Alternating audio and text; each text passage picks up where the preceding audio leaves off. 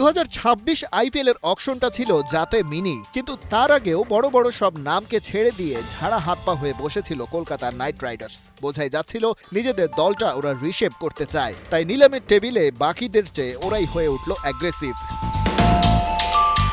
পকেটে 64 কোটি রুপি নিয়ে অকশনে বসে কলকাতা বাহিনী, আর ডানহাতি Australian top order batter Cameron গ্রিনকে রেকর্ড 25 কোটি 20 লাখ রুপিতে দলে টেনে নিলামে ধরিয়ে দেয় আগুন। বোঝাই যাচ্ছিল আন্দ্রে রাসেলের রিপ্লেসমেন্ট হিসেবে একজন পারফেক্ট অলরাউন্ডারকে চাই ওদের। কলকাতার পয়সার ধাক্কাটা ফের টের পাওয়া গেল লঙ্কান ইয়াং সেন্সেশনাল পেসার পাতিরানার ডাক উঠলে। ওকে কলকাতা কিনে নিল শেষ পর্যন্ত 18 কোটি রুপিতে। মিচেল স্টার্ককে বিদায় জানানোর পর ওই জায়গায় এনরিক নরকিয়া আর স্পেন্সার জনসনকে ট্রাই করেও কাজের কাজ হয়নি। এবার তাই ভরসা পাতিরানাই। ওখানেই শেষ না, পেস রিজার্ভে ওরা পুরল আরও আগুন। 9 কোটি 20 লাখ রুপিতে স্কোয়াডে টানলো কাটার মাস্টার মোস্তাফিজুর রহমানকে। দিল্লি আর চেন্নাইয়ের সাথে সেবার নিলামের টেবিলে লড়াই হয়েছে হাড্ডাহাড্ডি। তবে কেকেআর জিতেছে 2 কোটিতে ফিন অ্যালেন আর 1.5 কোটিতে টিম সেইফার্টকে নিয়ে। উইকেট কিপিং ডিপার্টমেন্ট নিয়ে আর কোনো চিন্তাই নাই।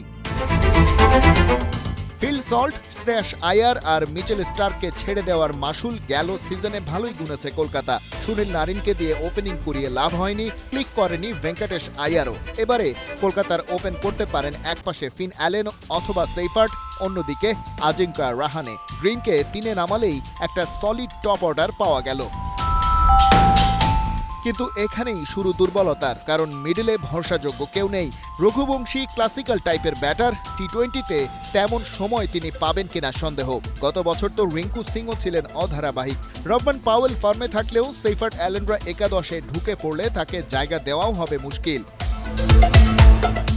সেই সাথে ফিনিশিংয়ে কলকাতার বড় গ্যাপ। রাসেল নেই, তেজস্বী সিং কিংবা রঞ্জনের মতো ব্যাটাররা তো আইপিএলে এখনও পরীক্ষিত নন। ওদিকে কলকাতার সবচেয়ে শক্তির জায়গা বোলিং, সেখানে পাতিরানার আছে ইনজুরি হিস্ট্রি। গেল 1 বছরে টি20তে ওভার প্রতি 10-এর বেশি রান লিক করেছেন। মোস্তাফিজ প্রায় 8 দিনের মতো থাকবেন না ন্যাশনাল ডিউটির কারণে। যারা চ্যাম্পিয়ন হতে চায় তাদের জন্য সময়টা বেশ বড়ই। যদিও কেকেআর এই স্কোয়াড নিয়েই চোখ রাখছে চ্যাম্পিয়ন ট্রফিতে।